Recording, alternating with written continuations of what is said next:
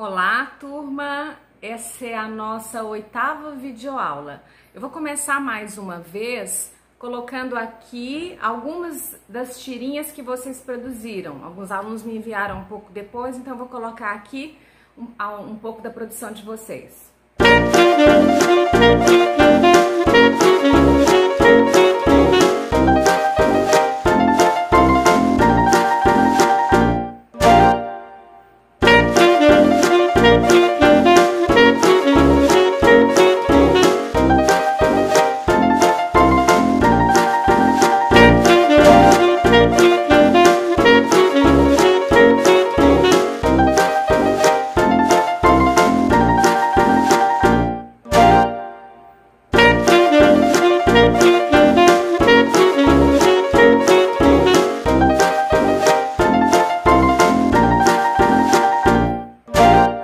Muito bem, eu gostei muito de ver. Antes da gente passar para o nosso próximo conteúdo, eu gostaria de dar um aviso a respeito das nossas videoaulas. O processo de gravação e principalmente de edição das videoaulas é muito trabalhoso, é muito demorado. Então, às vezes eu não consigo postar as videoaulas para vocês no dia exato das nossas aulas. E aí, para poder também ter mais tempo para dar um atendimento mais atencioso a vocês pelo WhatsApp, olhando mais as tarefas, eu vou fazer um número menor de videoaulas. Então, eu não vou fazer assim 3 videoaulas por semana. Vou ver se eu faço uma, no máximo 2 videoaulas de português por semana. Combinado? Que aí eu acho que a gente vai aproveitar melhor o nosso tempo. Também, às vezes, eu acho que nem todos estão assistindo todas as videoaulas. E é isso, a gente vai fazendo os ajustes à medida que eles forem sendo necessários. Ok?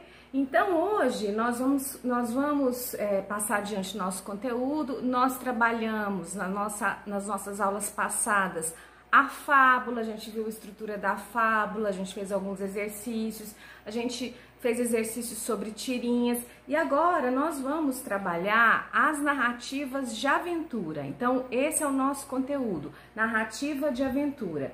E aí nós vamos ver como é que é a estrutura de uma narrativa de aventura, o que são as narrativas de aventura.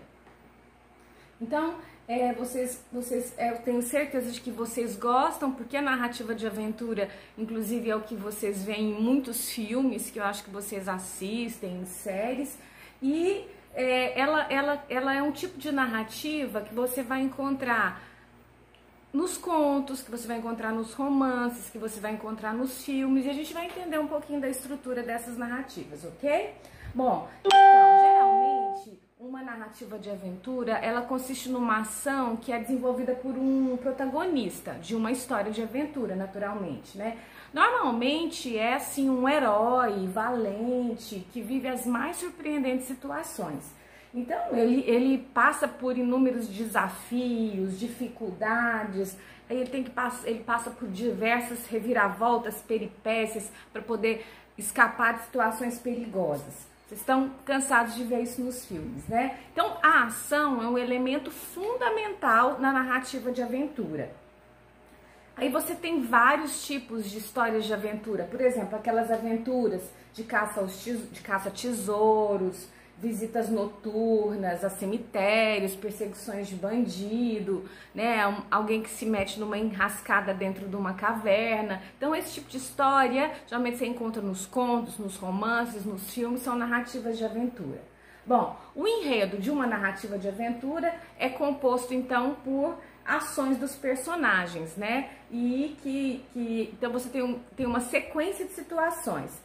Geralmente, os personagens têm algumas características, geralmente dos filmes de aventura, eles têm astúcia, esperteza, né? E eles usam essas características, a astúcia e a esperteza, para poder se livrar das situações de perigo. Bom, é outro aspecto que a gente tem que compreender nas narrativas de aventura. O foco narrativo. O que é o foco narrativo? É a posição que o narrador toma para poder narrar aquela história, para poder contar aquela história. Então, existem histórias que são contadas em primeira pessoa, como se o narrador contasse, ele tivesse participado dos fatos, né?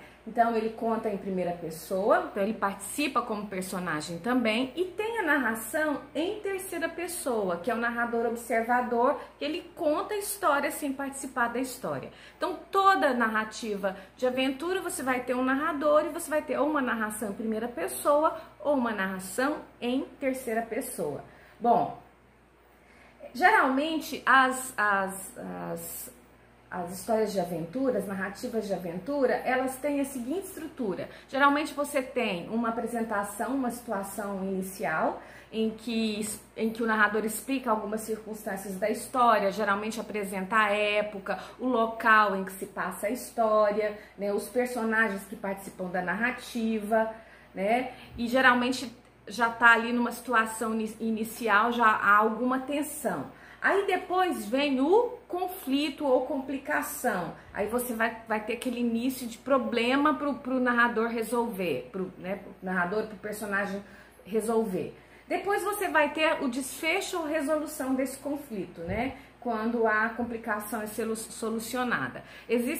Nos filmes, geralmente, você vai ter assim, o personagem tá lá, de repente ele passa por uma situação difícil, ele supera aquela situação, aí de repente vem outra situação difícil, ele passa por uma outra reviravolta, ele tem que superar aquela situação, então isso vai levando a narrativa, criando aquele clima de tensão até chegar ao clímax, ao desfecho. E a mesma coisa a gente tem nos contos e nos romances.